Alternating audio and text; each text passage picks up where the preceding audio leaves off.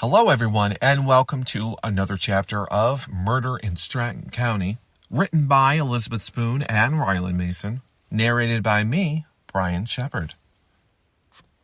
Chapter 5, Prudence is Needed. Brian leaned in and poked the fire again, placing another couple small pieces into the flames. Dugan, it's getting late. Won't your wife get worried? I phoned her earlier and told her not to wait up after bingo for me. Well, my friend, pending reports from the forensic lab and a complete report from the fire marshal, and we're still sitting on our hands for tonight. Brian held the cold glass of his martini to his forehead, where there was still a visible lump from his fall at the mansion in his attempt to escape the fire. You okay? Dugan shifted his weight in the chair. Yeah, just a slight headache. I'm exhausted.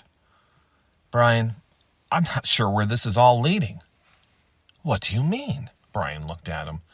You're not still suggesting that someone is out to get me, are you? Well, we can't rule anything out right now. Dugan chugged down the last drops of his drink and set the glass down on the coffee table. I'm going to use the bathroom. He grunted a little, pulling himself up out of the swayback chair and headed for the hallway. Brian reached for the martini shaker and poured himself another glass. Staring into the fire, questions rolling through his mind. All of a sudden, the silence of the night was broken by the sound of a loud exhaust ripping down the road in great haste. What the? Brian moved to the front window, pulling the curtain aside just in time to see a station wagon ripping by. Hey, Dugan? Yeah? Some jerk is out there speeding around in a junk piece of crap. What? What are you saying? Dugan emerged from the hallway, just finishing tightening his belt. What was that? Some jerk just went ripping by like a bat out of hell. Yeah, it happens sometimes out here on these roads. Dugan peered in through the glass of the gun cabinet. When was the last time you shot one of these? Oh, not too long ago. Brian looked at the clock above the fireplace. It was just past 10 p.m. He made his way to the kitchen to take a look at what Debbie had picked up for food. Peering into the fridge, knowing he was just trying to stop thinking about everything and was using food as an excuse. You want something to eat, Dugan? Nah, Mrs. always leaves a plate of food covered in the stove for me when I'm out late. Matter of fact, I should go. Dugan headed for the door, pulling on his coat. Brian, I'm headed out. Okay. Brian moved towards the door to open it and reached to shake hands when the muffled sound of ringing from a telephone stopped them both. Do you hear that? Yeah. Dugan turned the volume down on his walkie, which was mostly quiet with the exception of a few clicks and squelches. His walkie barely worked out in these parts either. They listened with intensity, trying to trace where it was coming from. Do you have your cell? Brian pointed to the counter in the kitchen. It's right there. You know we don't get service out here. Dugan, chuckling a little, continued to move towards the sound. Then it stopped. They waited, staring around the room in silence.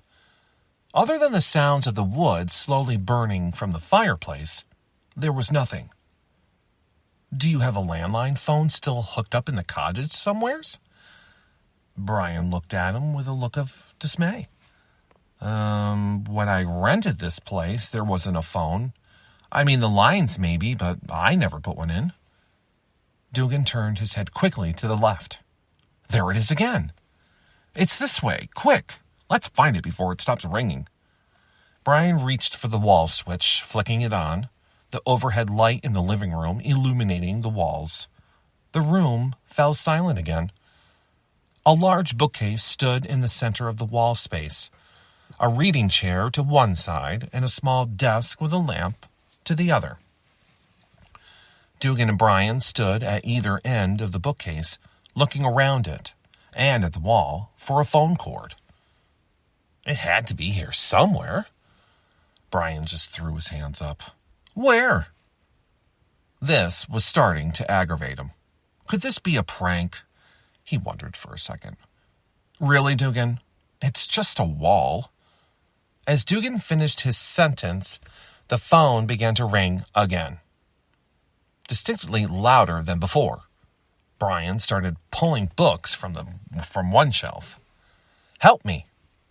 Dugan reached for the next shelf, knocking over already precariously stacked tower of magazines to the floor.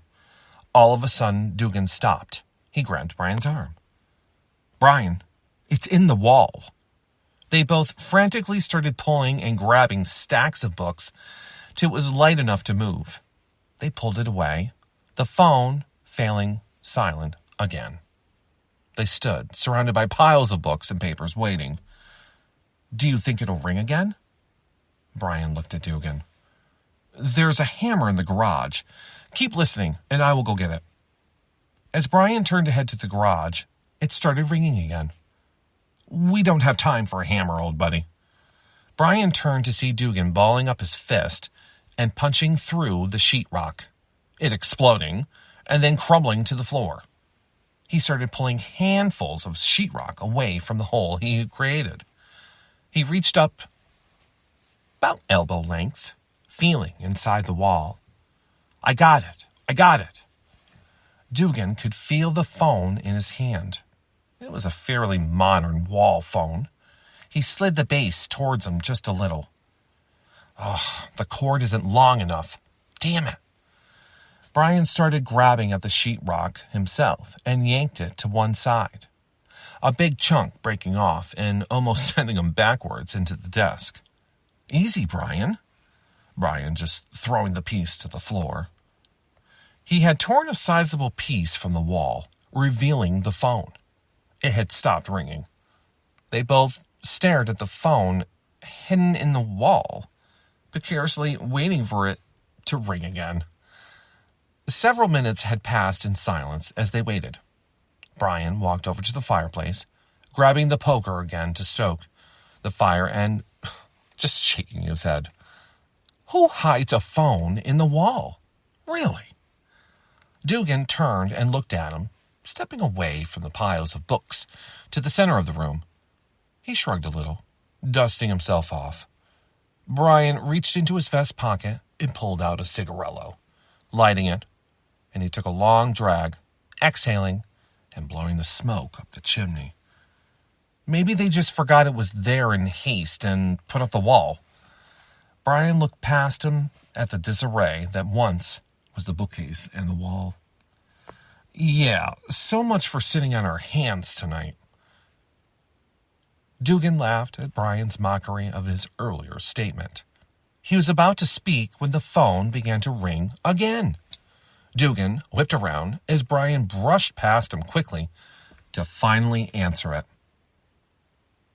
Hello, everyone. I'm going to stop right there before we find out who has been calling nonstop. And who knows, maybe we'll get to the bottom of why was there a phone in the wall? That's just weird, right? Well, anyways, this is Murder in Stratton County, folks. You never know what's going to happen. There's mysteries, there's death, right? You know, Prudence. What the hell's going on with Prudence?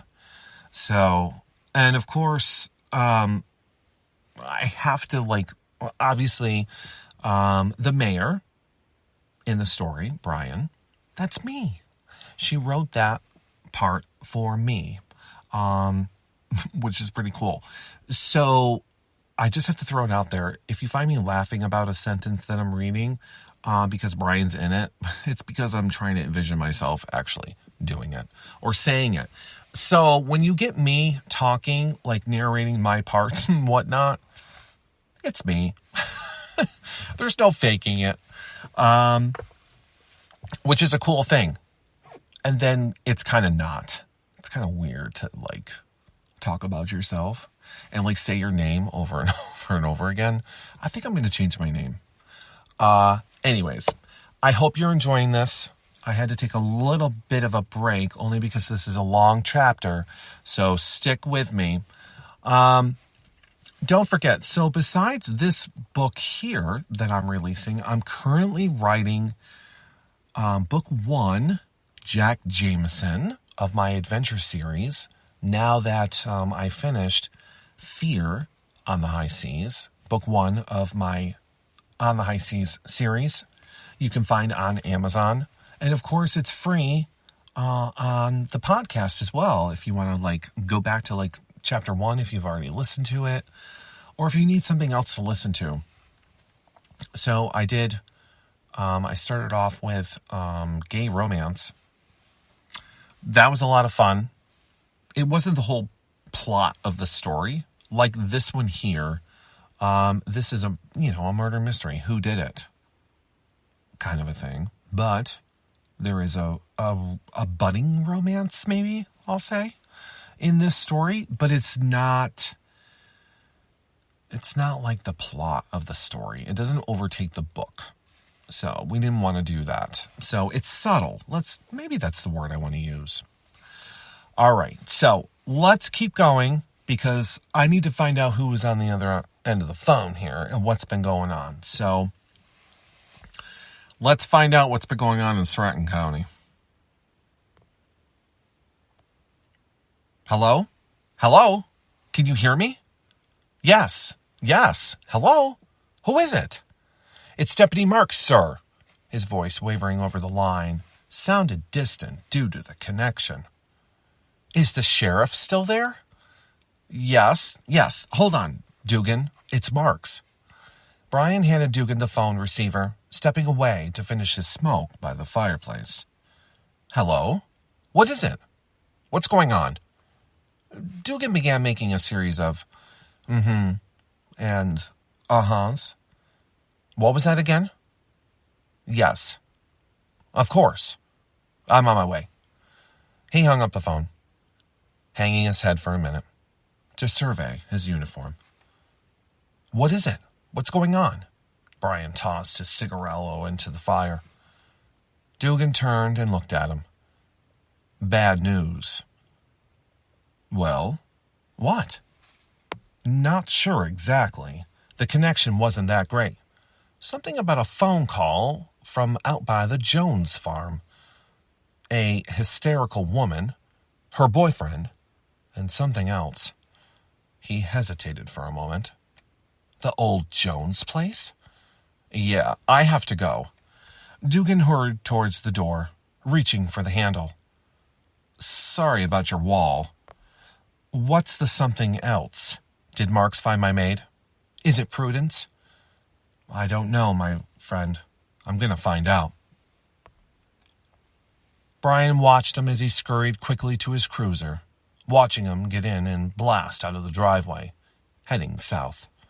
The flashing of the blue and red lights disappearing into the night. Brian shut the door, turning the locks. More questions than answers. Who was the hysterical woman? What was or had happened out at the old Jones farm? The clock on the fireplace chimed. It was 11 o'clock now. Brian looked around at the mess that was his living room. I'm not dealing with this disaster tonight. He clicked off the light and moved towards the fireplace to stroke it one last time. I need some sleep. He threw on some pajamas and crawled into bed. Questions swirling around like hot lava in his mind. What was going on? What would tomorrow bring? He knew one thing. He would have to wait until daybreak to find out. Dugan made his way down the road till he saw the hanging sign, Old Jones Farm. He braked and turned quickly, roaring up the driveway. The porch and outside garage lights were all on. He could see 4 figures standing around on the porch. He pulled up, parking next to Deputy Mark's cruiser, and killed the lights. He stepped out and headed for the house, leaving the car running. Looking over the station wagon that was parked sideways and taking up most of the turnaround at the top of the driveway. As he walked closer to the porch, the faces of Deputy Marks and 3 others came into view. Dugan stepped up onto the porch of the old farmhouse, looking around. "Evening, Sheriff." "Yes, evening, everyone. It's a cold one, Mr. Foster. Miss Larson." He looked at him. "And you are?" He turned to face the other person, standing on the porch. Marks pepped up. "Ah, Sheriff, this is Dr. Jordan Prescott, M.D. He just recently purchased this place." Dugan extended his hand to the man, and Mr. Prescott reciprocated, grasping it and shaking it firmly. "Nice to see this place has been restored. It's been a lot of work, and please call me Jordan. I think we can step inside where it's a bit warmer." Jordan opened the screen door, and everyone stepped inside the farmhouse into a large open living room. There was a loft, and the fireplace was roaring. "Please come in and have a seat." They all moved towards the kitchen and took a seat around the table. "Can I get anyone some tea or coffee?" Jordan inquired. "Something stronger?" The sheriff pulled open the zipper of his coat and reached in, yanking a pen and a tiny writing pad from his inner coat pocket. Deputy Marks, still standing, clicked his pen in haste, ready to write more notes in his already in-hand notepad. "Coffee, please," Dugan asked as he put the pad down on the table. "Now, let's start by asking some questions. First, let's start with your information." Shep looked at Dugan. "Is that really necessary?" "Yes, standard police procedure." Shep and Rhonda rattled off their information as Dugan and Marks jotted it down. "Now, what are you 2 doing out here in the dead of night?" Rhonda looked down at the table for a second, blushing. Shep pulled his chair closer to the table and put his arm over the back of Rhonda's chair. "We're on a date." Dugan half cracked a smile. "Okay, way out here?" Shep started telling Dugan the details of their evening when Jordan stepped into the dining room with a tray. "Coffee's ready, everyone." Rhonda looked over at him. "Do you have any bourbon or scotch?" He looked at her, seeing she was still visibly shaken from the whole incident. "I will check." Jordan walked into the living room to check for some more bourbon as Marks reached for cups and poured it into mugs. Sliding one across the table to the sheriff, he passed a mug to Rhonda. "Drink this instead." Dugan paused and picked up the cup, taking a swig and placing the cup back down. "So, you 2 were at Maria's, and after dinner decided to drive out here for whatever. Then what happened?" "We parked, and we both had to pee. So Shep went first, then me. I dropped the flashlight, and it went out. When I found it, I got the confounded thing to turn back on.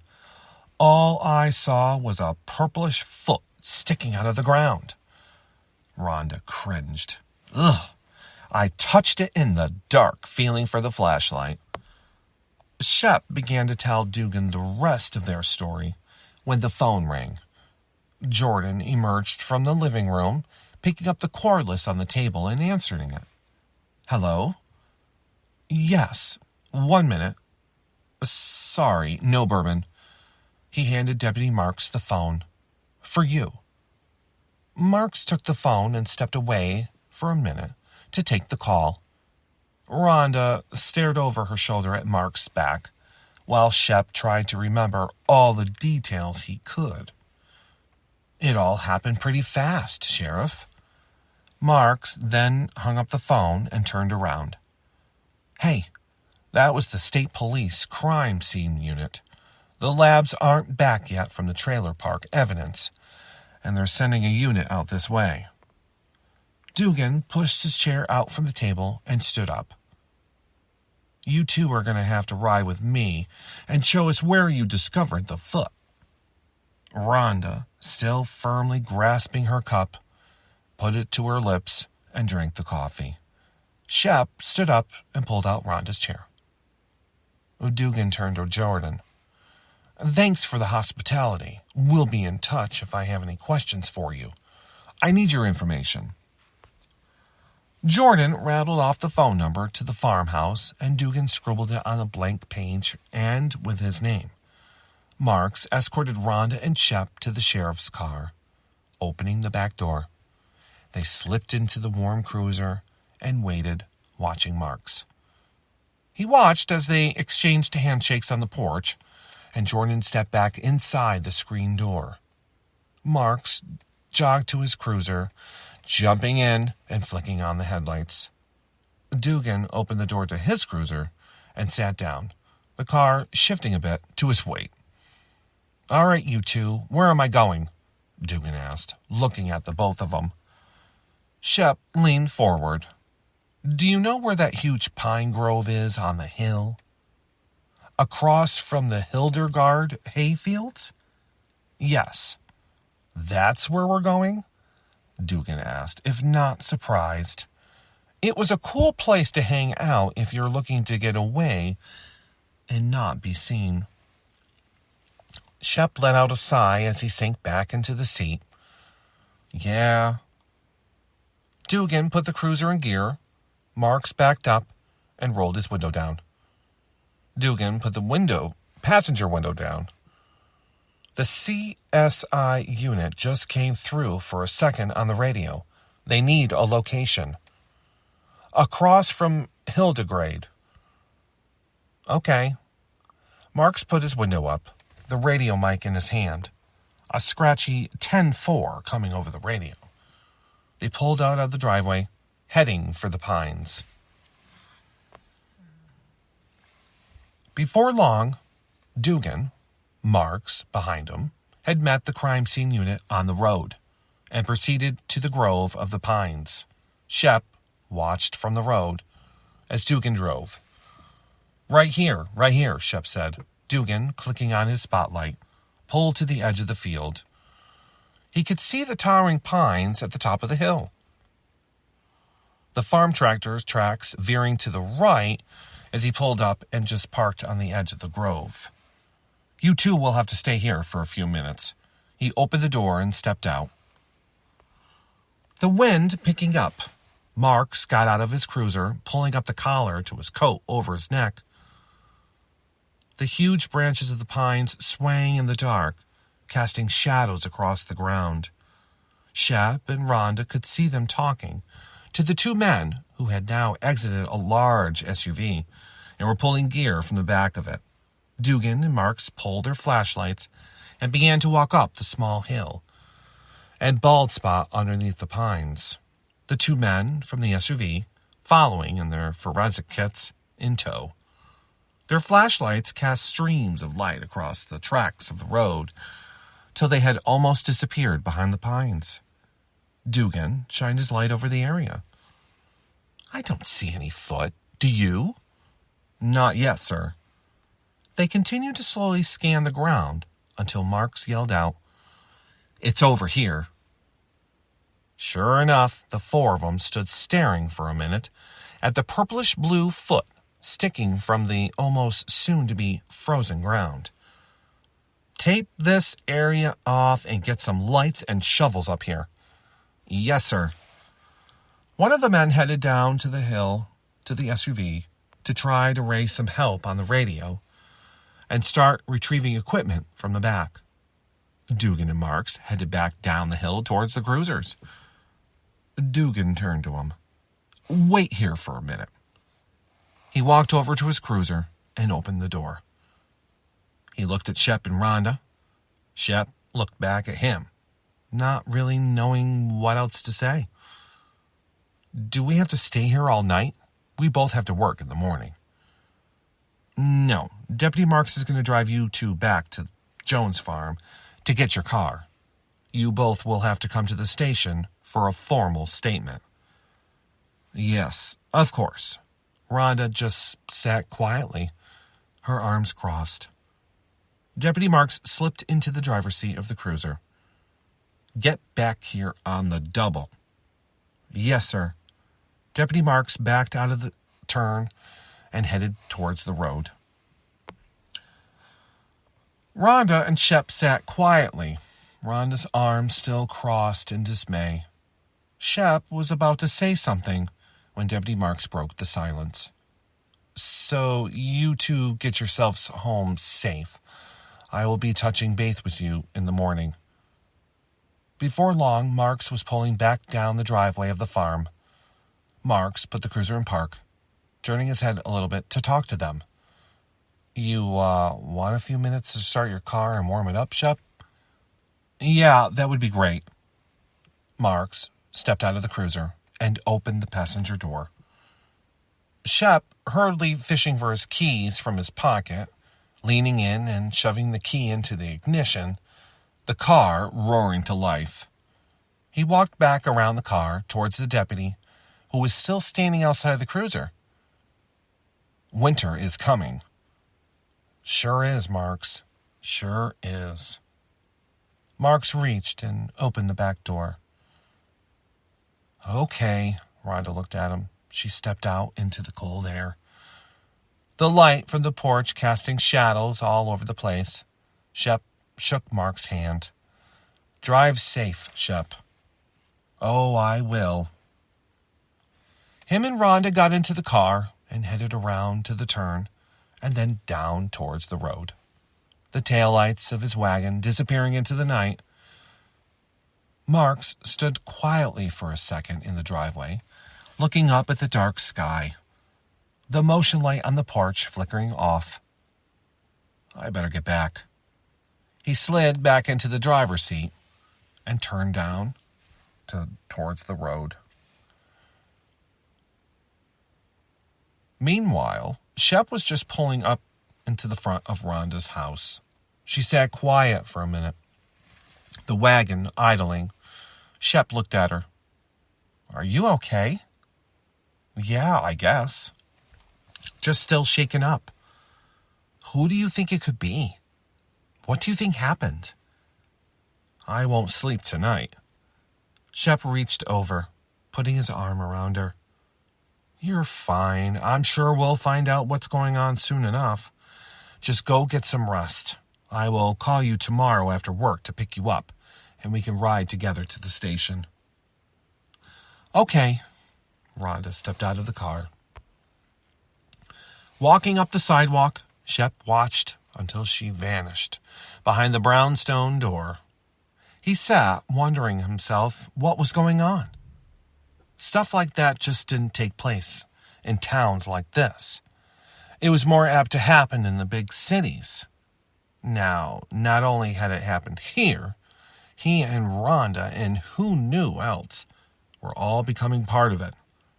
He pulled away and yawned a little, looking in his rearview mirror as he headed home, wondering what was really going on. Thanks so much for listening to Chapter 5. We'll see you all for Chapter 6.